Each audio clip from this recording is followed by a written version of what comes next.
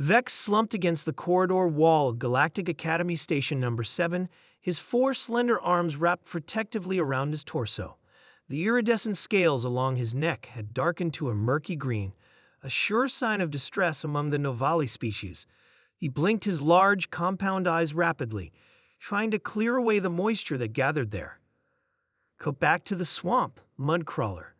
The words still echoed in his mind, hurled by Droll and his gang of third-year students. They were all from dominant species in the Galactic Alliance, sleek, bipedal forms with enviable strength and influential families. Vex was the only Novali at the Academy. His people had only joined the Alliance 2 decades ago, barely a heartbeat in galactic politics. They were still seen as primitive, despite their remarkable mathematical abilities that had earned Vex's scholarship. "Hey, are you okay?" A voice broke through his thoughts. Vex looked up to see a human standing before him. Alex was new to the station, part of the second wave of humans admitted to the Academy after Earth's recent acceptance into the Alliance. Humans were still something of a curiosity, with their strange emotional displays and unpredictable behavior patterns. "I'm functional," Vex replied, using the standard Academy response. Alex crouched down, meeting Vex at eye level. "That's not what I asked. Those guys were real jerks to you in astrophysics.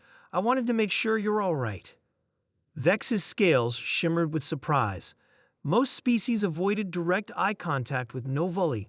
Their compound eyes made many uncomfortable. "Their behavior is expected," Vex said carefully. "New species must establish their position in social hierarchies." Alex frowned. "Bullying isn't establishing anything except that they're insecure about their own abilities. I saw your quantum calculations yesterday. You're brilliant." The compliment caused Vex's scales to flash momentarily pink with pleasure before he controlled the reaction. "Thank you, but brilliance does not translate to acceptance." "Maybe it should," Alex said, offering a hand to help Vex up. "Come on, we'll be late for xenobiology." As they walked, Vex noticed how other students watched the human with a mixture of curiosity and wariness. Humans had shocked the galactic community with their rapid technological advancement and adaptability. They were unpredictable, which made them both fascinating and frightening to the more established species. The next day in the Academy's dining hall, Droll and his followers cornered Vex again, the largest of them, a Turcan with ridged bone plating across his forehead, knocked Vex's nutrient tray to the floor. "Oops," Droll sneered, his mandibles clicking with amusement. "Looks like the crawler needs to evolve better reflexes." Vex froze, his forearms trembling slightly.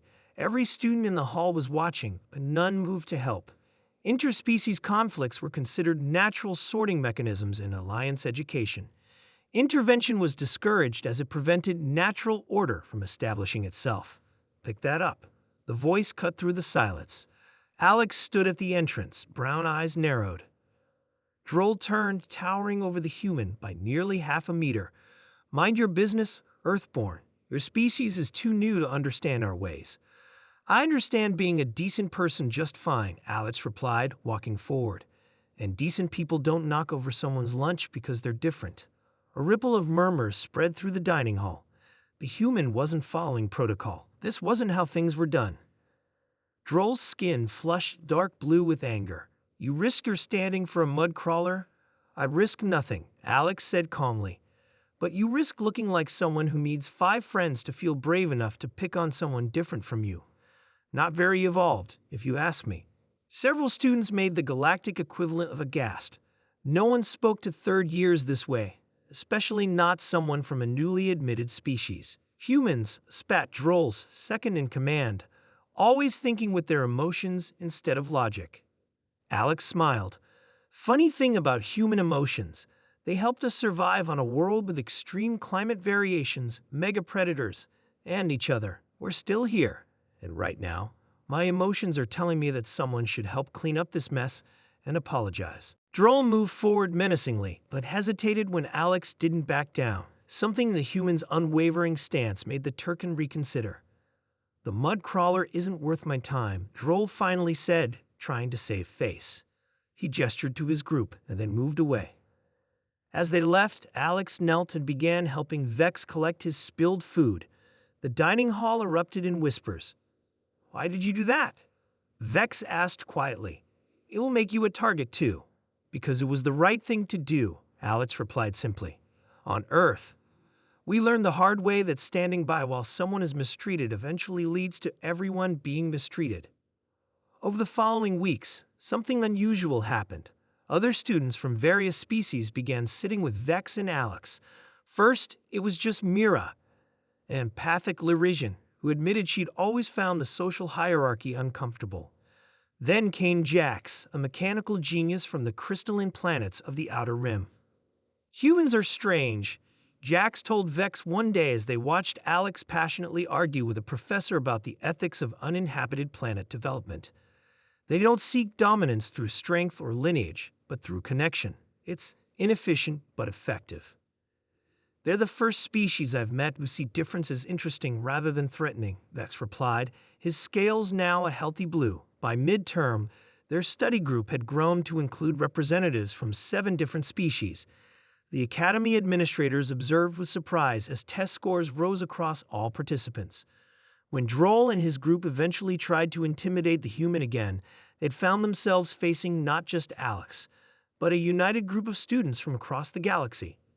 "This isn't how things are done," Droll protested. "Maybe it's time for things to change," Alex suggested.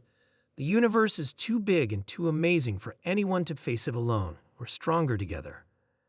As the Academy year progressed, the human method of collaboration, rather than competition, became a topic of serious academic study among xenosociologists. Some elder species grumbled about tradition but couldn't argue with the results. Vex, once the isolated Novali, became known as co-founder of the Academy's first true interspecies alliance.